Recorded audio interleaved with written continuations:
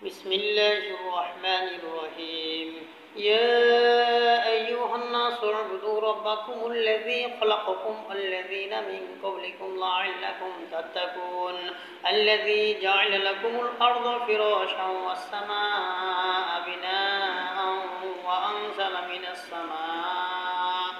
وأنزل من السماء ماء فأخرج به من الثمرات رزقا لكم فلا تجعلوا لله أندادا وأنتم تعلمون وإن كنتم في ريب مما نزلنا على عبدنا فأتوا بسورة من مثله وادعوا شهداءكم من دون الله إن كنتم صادقين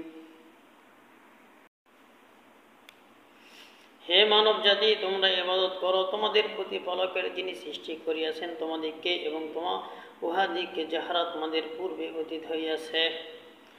আশ্চর্য নহে, তোমরা দোজখ হইতে মুক্তি পাইবে।